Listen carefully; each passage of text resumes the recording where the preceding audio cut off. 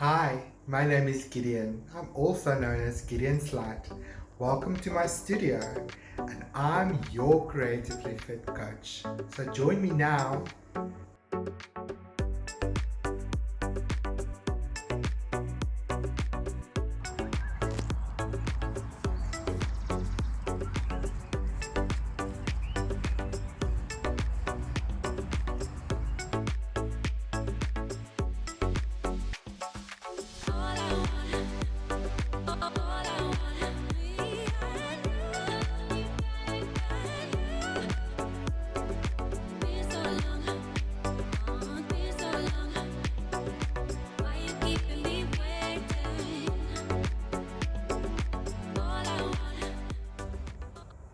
Hello, everybody.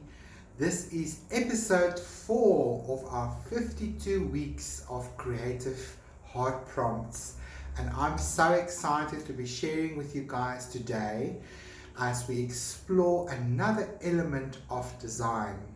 So, our heart prompt for this week is to play with the element of design and art named color. Explore color in your art journal or on your canvas and see which color scheme is your favorite. Explore that a little bit and dive a little bit deeper into the psychology and spirituality of color. I do invite you to just go to our Creative Heart group, join us there. It is my private group, and that is where I share a lot of personal insight into the art that is our lives and how we can apply these art principles and designs and inspirations as metaphors for our lives.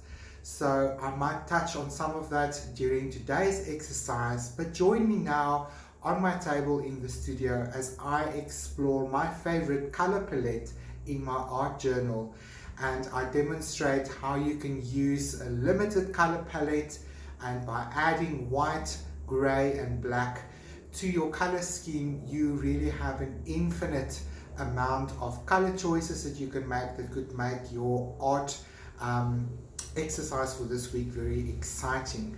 I also want to invite you guys, when you're done with the exercise in your journal, do take a photograph and share it with me on the Creative Heart group so that I can support you and cheer you on in your creative practice. If you are new here, remember to hit the subscribe button, comment on this video, tell me what you thought, feel free to ask questions, and also like and share.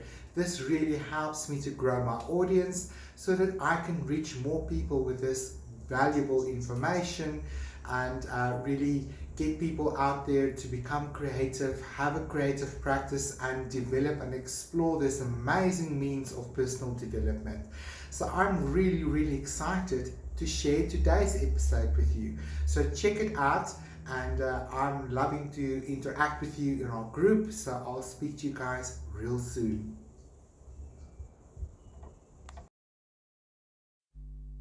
Hi everybody, let's get to it. I'm going to be using lamp black, titanium white, grey, aqua green, orange and carmine red. Right, this is just a page in my diary that I used for I think last week's exercise or the week before, but the measurements didn't work out, so I just skipped a page and carried on. But now this gives me an opportunity to really use this element of color and use what I already sort of added to the page as a backbone or a skeleton key, so to speak. And I'm going to be using this limited color palette today with a split complementary color scheme. Now, there's a lot of information out there on color, color schemes, mixing color, color theory. This topic is really very large, and there's a lot of information on the internet. So I'm not going to try to regurgitate and provide all of that information. It really is already done out there. So if you just use Google or even YouTube as a search engine, you will come across so much information. I do, however, want to dive a little bit deeper today.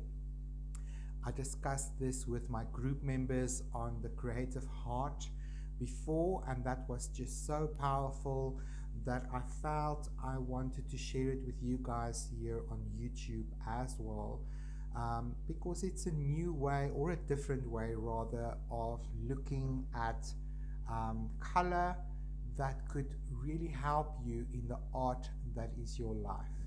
So, if you are aware of yoga, the world of yoga has described 7 chakras or energy centers in your body that also correlates with the color spectrum and the wavelengths of color and light. And I found as a creative coach that when we explore these colors and we look at it from this perspective, there are a lot of interesting information that could help you to grow personally and become personally aware of maybe limiting beliefs, ideas, habits, and self-sabotaging kind of actions that prevent you from living the life of your dreams. So, as you may or may not know, the 7 colors of the chakra is red, orange, yellow, green, blue, indigo, and violet.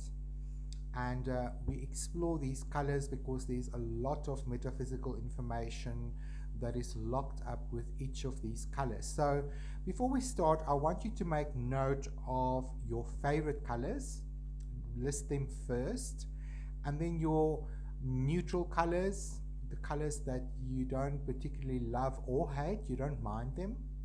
And then I want you to list the colors that you absolutely hate, the colors that you avoid at all costs, the colors that you absolutely detest or sort of use the least. You sort of avoid them before you really have to use them before you pick them up, or you might not even own them in your color spectrum, color palette in your studio. So this will be quite revelationary, hopefully, to you. So I'm going to just quickly run through some information that relates to each chakra so that there is something for you to become aware of, and maybe this will be something that can help you to have a breakthrough and understand maybe why you are avoiding some of these colors. So let's start off with red. Red is the root chakra. It is connected at the base of your spine. It connects with your bones, with your entire body, and it connects you to Mother Earth. And this real energy center, I use words like energy, stability, comfort, safety, physical, and I use the words I am to describe and relate to this root chakra. So the color red is connected with the root chakra. Let's move up to the sacral chakra, which is located between your belly button and your genitals, and this is also referred to as the sacral chakra. This connects with sensuality, sexuality, pleasure, sociability, and creativity. It is our emotional body that communicates and feeds and flows through our sacral chakra. And you can use words like I feel to connect with the sacral chakra, which is also orange. Our next energy center is yellow, and it is called the solar plexus. And this is located right in the middle of your belly, right under the breastbone or sternum, and this is your personal will and power center, your personal sun. And we have words like strength, personality, power, and determination. I use words of I do or I will to relate to this energy center. The next energy center is green and sometimes also depicted as pink, and it's our heart chakra located right in the middle of your chest, and it's also obviously connected to your heart, your physical heart, but also your spiritual heart. And this energy center is our relationship center, and this is the center that we relate with everyone, including ourselves. So it's words like acceptance, love, compassion, and sincerity. Words I use are I love, and this will be an indication of how you relate to things, both yourself and others. The next energy center that we look at is blue in color, and it is our throat chakra.